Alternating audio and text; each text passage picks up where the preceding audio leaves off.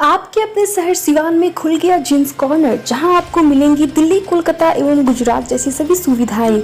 और आपको बता दें कि जींस कॉर्नर खुद मैन्युफैक्चरिंग करती है और साथ ही होलसेलर विक्रेता भी है, जहां आपको मिलेंगे सबसे सस्ते और सबसे अच्छे कपड़े।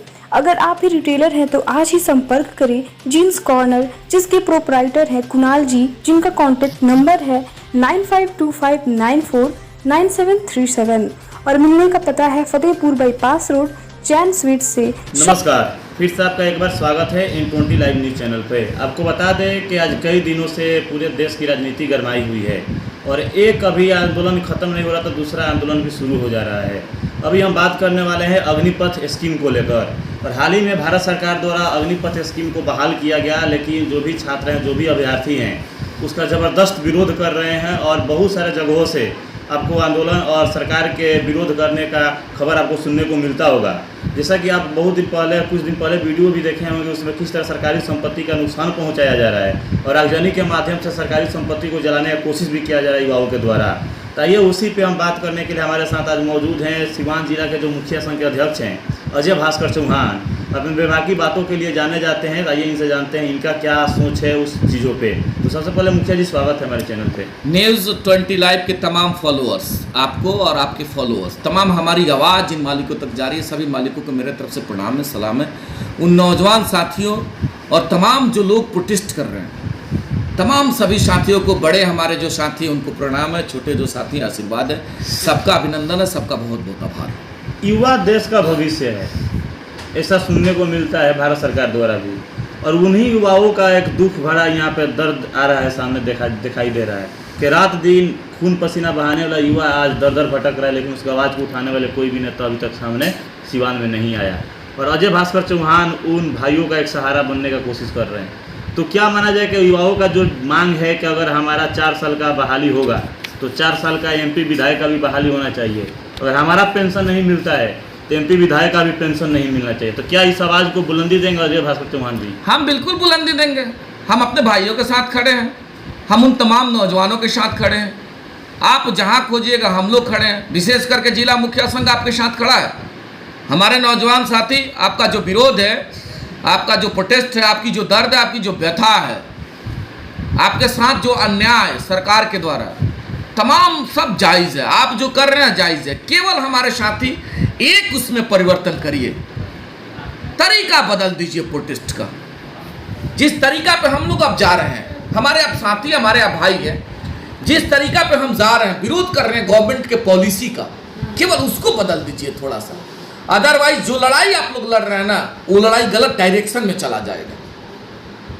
सोशल मीडिया पे लोग आप कह रहे थे पेंशन बंद हो जाना चाहिए 4 साल। तमाम सोशल मीडिया पे आए दिन हम लोग पोस्ट देख रहे हैं, प्रधानमंत्री की अभी कुर्सी कितने दिन के लिए करिए भाई? 4 साल के लिए करिए।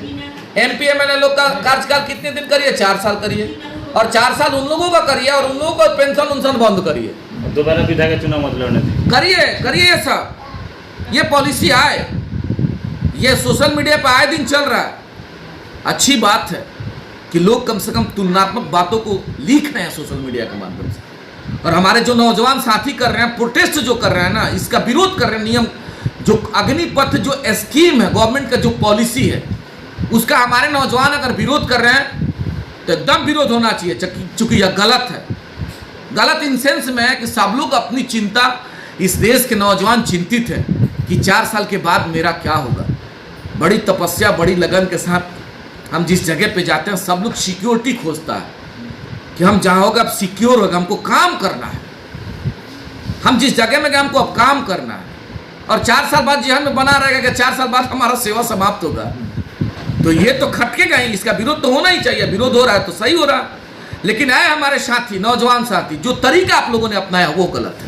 मुखिया जी, एक चीज़ है कि जैसा कि 4 साल किसी भी सिस्टम में रहने के बाद उस सिस्टम के बारे में जो अंदरूनी जानकारियाँ होती है उस व्यक्ति को मिल जाती है। तो क्या माना जाएगा 4 साल के बाद जब वो रिटायर हो जाएंगे तो सरकार से काफ़ी नाराज़ होंगे, तो क्या उसका भी नुकसान उठाना पड़ेगा सर? क्योंकि अंदरूनी की जो सूचनाएं होती है उनके पास हो जाएगी, तो उस तरह कहीं जो असामाजिक तत्व होते हैं, जो आए दिन घटनाओं का अंजाम दिया जाता है कुछ असामाजिक तत्वों द्वारा, तो उसमें कहीं भागीदारी उन लोग का भी हो। नहीं, ये तो सेकेंडरी मामला हो जाएगा। और हमारे देश के नौजवान, इस बात में कहीं झिझक नहीं है। इस देश के जो भी नौजवान हैं, भारत माता के लाल हैं, और ये सब सेकेंडरी मामला होगा कि हो सकता है कि 4 साल बाद उस संस्थान का जुटा हुआ मामला, उन संस्थान का जुड़ा हुआ चीज़ अगर हमारे जहन में आ जाता है और अगर 4 साल बाद हम वहाँ नहीं रहते तो हम जाकर उस पर कुछ गलत करेंगे, ये तो बहुत सेकेंडरी है और ऐसा होने भी नहीं जाएगा, ऐसा नहीं होगा।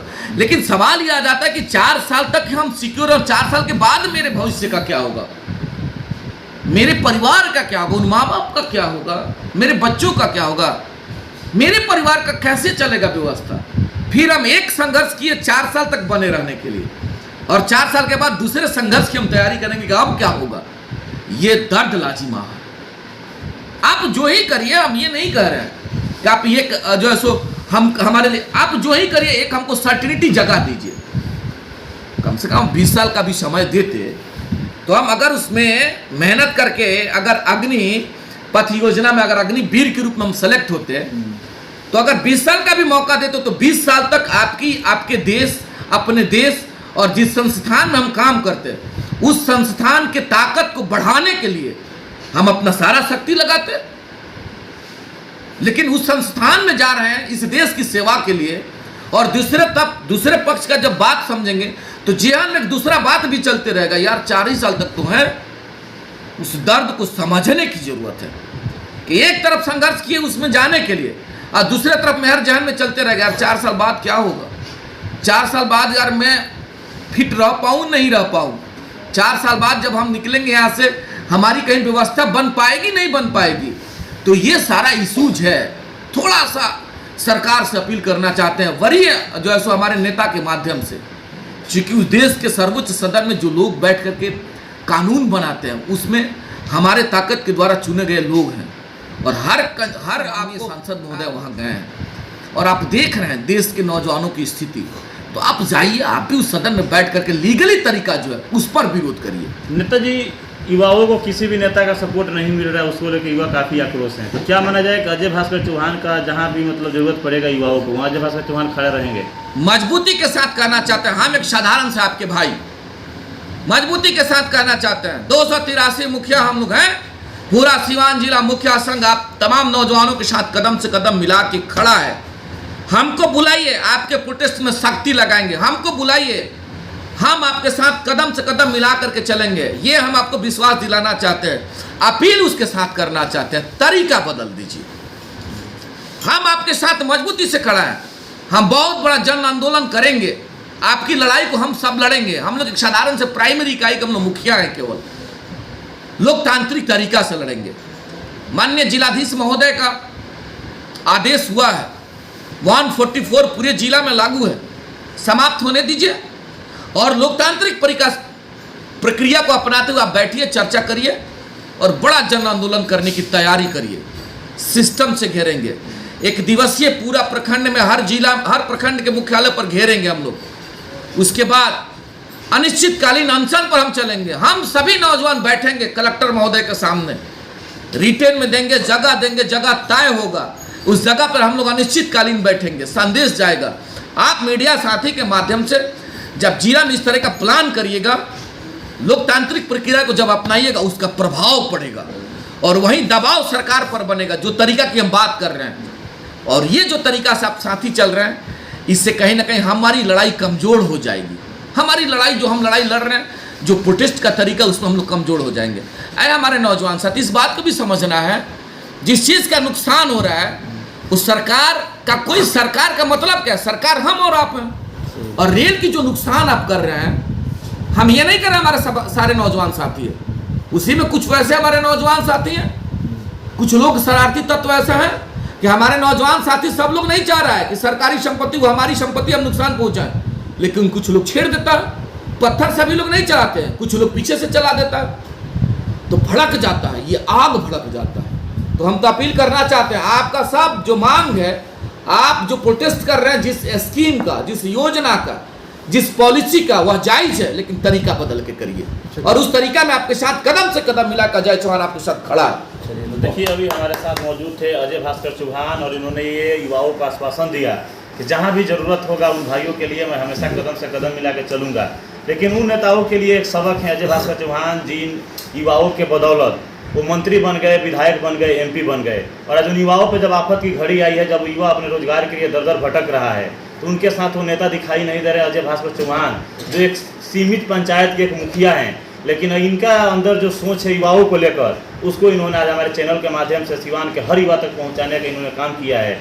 और ये भी बोला है कि जब भी आपकी ज़रूरत लगे एक आवाज़ लगाइए, अजय भास्कर चौहान दौड़ता हुआ अपने भाई के पास आएगा और आपके साथ आंदोलन करेगा, शांतिपूर्वक आंदोलन करके सरकार को झुकाएगा और आपकी जो मांगे उस मांग को पूरा कराएगा। तो फिलहाल आप ये वीडियो देख रहे थे N20 लाइव पर। अगर चैनल को सब्सक्राइब नहीं किए हैं तो चैनल को सब्सक्राइब कीजिए और इस वीडियो को ज़्यादा से ज़्यादा आप फैला दीजिए ताकि हर युवा तक इनका सोच और संदेश दोनों पहुँच पाए।